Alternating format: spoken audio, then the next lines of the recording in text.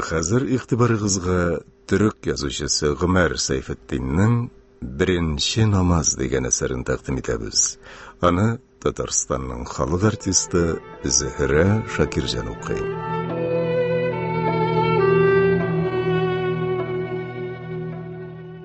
Иртә белән нишләп шулай суык була икән? Җылы урынымнан торып, төн буе үзенә барлык суыкны җыйган бүлмә башмакларына ялан аякларымны тыкканда, бөтен тәнем калтыранды. Искән салкын җил тәрәзә пыялаларын туктаусыз кыйный иде. Хезмәтчем йоклый, аны уятырга кызгандым. Бүлмәмнең ишеген ачтым. Кышның өшеткеч салкынын йөземә китереп ырган кебек хис иттем. Шулай да салкынга бирешмичә, тәһарәтемне алдым. Бүлмәгә битем суыктан кызарып керде. Әле таң беленмәгән. Тышта төн хакимлек итә. Тәрәзәгә таяндым. Каршымда җансыз баганалар кебек өйләр. Өйләр арасында иске мәчетнең күккә үрләгән манарасы күренә. Манара әле буш иде. Бераздан төнне җанландырып, яшь мәзиннең шәүләсе манарага үрләде. Мин бишмәтемә төрендем. Уйларым суыктан уянып бетмәгән шикелле әкрен генә агалар. Менә яктыра башлаган офыкларга кадәр китеп, шатлыклы азан тавышы яңгырады. Азанны тыңлый-тыңлый үткән балачагым искә төште. Иң беренче бәхетле иртәм хакында уйлый башладым. Инде дөньядан киткән сөекле әнием турында. Бик яхшы хәтерлим. Моннан 17 ел элек булган хәл ул. Бүгенге кебек салкын кыш иртәсе иде. Кичтән әнием мине иртәнге намазга уятасын әйтте. Минем беренче намазым. Әниемнең бүлмәсе белән янәшә кечкенә бүлмәмдә нәни караватымда йоклый идем. Үзенең йомшак куллары белән әкрен генә ул килеп кагылды. Чәчләремнән иркәләде, тәнемне уды.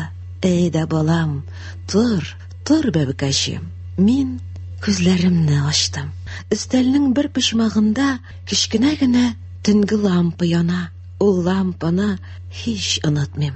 Кечкенә мәче баласына охшатып ясалган иде ул. Ике тәрәзәле бүлмәмдә тәрәз пәрдәләренең караңгы җирләрен яктыртып, тыштан караганда чын мәче кебек утыра иде ул лампа. Әнием, әле бик караңгы бит. Һәр вакыт үбә торган җиреннән сул кашымның очыннан үбеп, әнием, юк балакаем, караңгы түгел, сәгать 5 инде диде. Шушы татлы тавышы бүген дә кулагымда. Урынымнан тордым, җылы башмакларымны кидем, күзләремне йодрыкларым белән угалап, әнигә иярдем. Караңгы коридорны үтеп, бүлмәсенә кердек. Аякларын бүкләп утырган негрга охшаган кара мич дөрләп яна иде. Кара, Пәрвин дә торган. Пәрвин безнең хезмәтчебез иде. Кулындагы сары кувшинны ут кырыена җылытырга куйды. Аның шулай иртә тора алуына үртәлдем. Чөнки әнием Пәрвин һәр көнне иртәнге намазга тора дигәнгә көнләшә идем. Дөресен әйткәндә, Пәрвин тора, ә мин тора алмыйдым. Тәһарәт алу ләгәне янына чүгәләдем. Әнием миңа алай арарсың бәбкәм дип, алдыма кечкенә бер эскәмия китереп куйды. Аңа утырдым. Бисмиллаңны әйт балам, диде әнием. Пәрвин минем кулга җылы су куеп тора. Әнием иретә. Кулларыңны, йөзеңне 3 мәртәбә ю. Мин оныткан нәрсәләрне, ай, башыңа мәсехең кайда дип искә төшерә. Тәһарәт алып бетергәч, әнием белән берлектә әкрен генә намаз дугаларын кабатлап, битемне, кулларымны кырыттык. Пәрвин дә аякларымны сөртте, уяк башларымны кигезеште. Җылыннар өчен мич янына киттем. Әнием намазлыкларны җыя башлады. Башына яшел яулык бәйләде дә мине чакырды.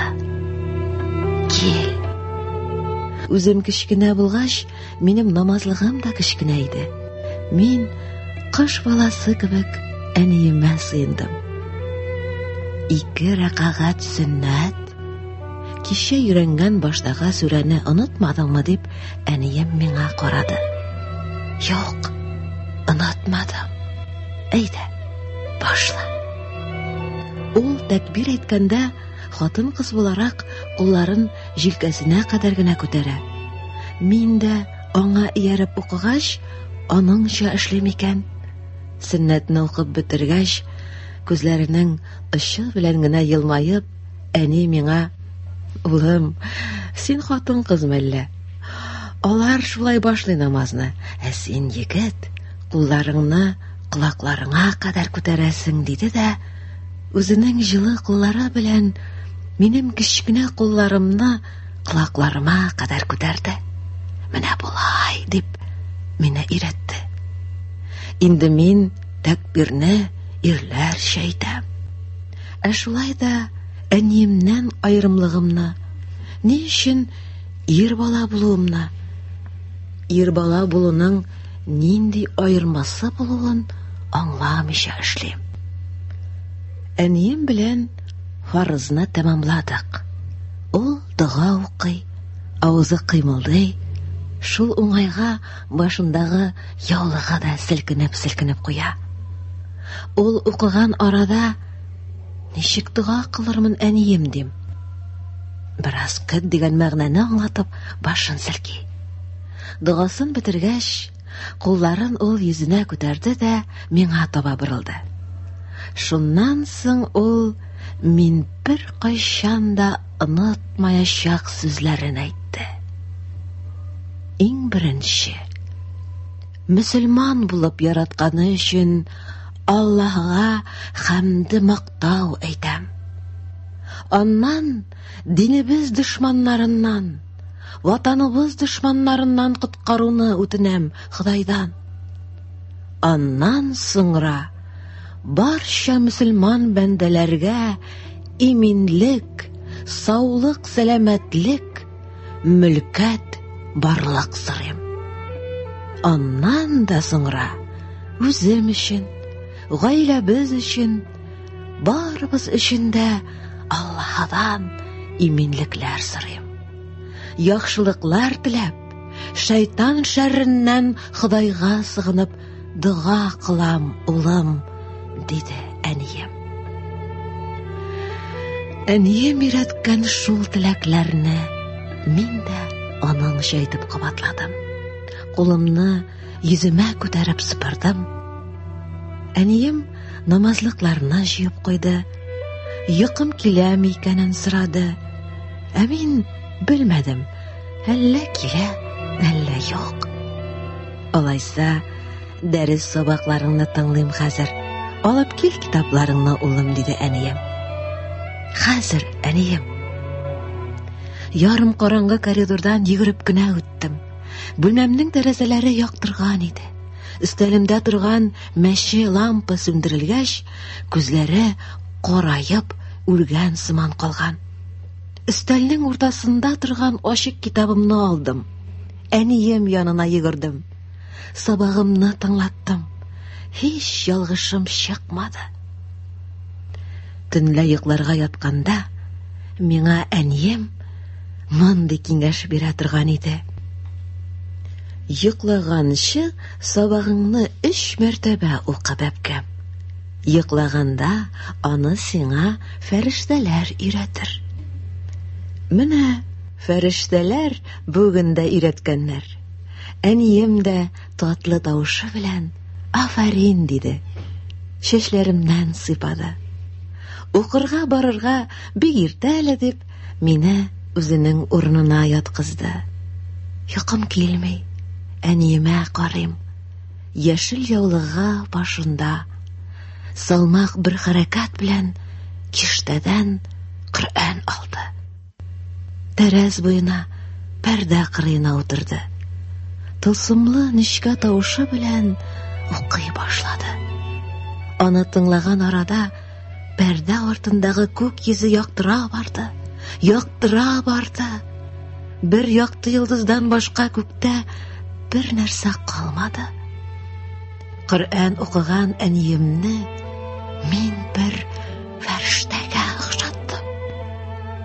Коръән укыган әнием тирәсендә фәрештәләр канат җилпүләрен күз алдына китереп, хыялларга талганым төштә күргән кебек хәтердә тора. Әниемнең алсу чияне хәтерләткән иреннәре кыймылдыйлар. Коръән тоткан кулларын, нечкә бармакларын мин фәрештә канатына охшатам. Мине әнием кулы белән фәрештәләр башымнан сыйпыйлардыр дигән хыялым бүгенгедәй исемдә тора.